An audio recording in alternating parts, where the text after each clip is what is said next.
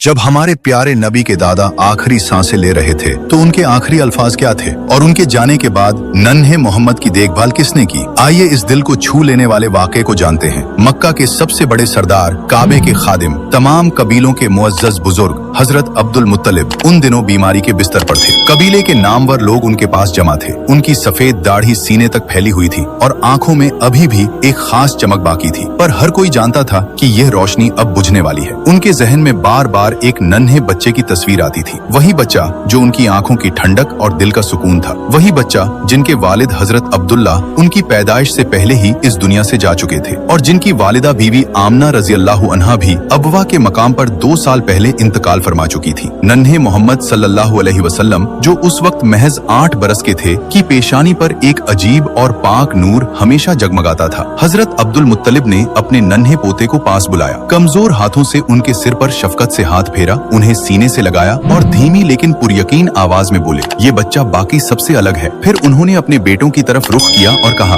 ध्यान से सुनो, इस बच्चे की हिफाजत अब तुम सबकी सबसे बड़ी जिम्मेदारी है और मैं यह अमानत अपने बेटे अबू तालिब के हवाले करता हूँ। यह अल्फाज सुनते ही हजरत अबू तालिब की आंखें भर आईं। वे खुद तंगी की जिंदगी बसर करते थे, घर में माल दौलत की फिक्र रहती थी, मगर उनका दिल बहुत कुशादा था। उन्होंने अपने वालिद से अर्ज किया, अब्बा जान, आप बिल्कुल फिक्र न करें, मैं इस बच्चे की हिफाजत अपनी जान से भी बढ़कर करूंगा। कुछ ही रोज बाद वो लम्हा आ पहुंचा जिसका डर सभी को था। हजरत अब्दुल मुत्तलिब इस दुनिया से पर्दा फरमा गए। पूरे मक्के में सोग छा गया, मगर सबसे गहरा दर्द था नन्हे मोहम्मद सल्लल्लाहु अलैहि वसल्लम के दिल में। पहले अम्मी का साया उठा, अब दादा जान भी चले गए। आंखों से आंसू बह रहे थे, मगर दिल में एक ऐसा सब्र था जो किसी आम बच्चे में नहीं होता। कोई दूसरा होता तो बिलख बिलख कर रोता, मगर आप सल्लल्लाहु अलैहि वसल्लम खामोश थे। निगाहें आसमान की तरफ उठी हुई, जैसे उस ऊपर वाले से सुकून मिल रहा हो। अल्लाह ताला ने अपने महबूब नबी को यह तकलीफें इसलिए दिखाई ताकि पूरी उम्मत को सब्र, तवक्कुल और यकीन का असली सबक मिले। उस दिन के बाद हजरत अबू तालिब ने नन्हे मोहम्मद सल्लल्लाहु अलैहि वसल्लम को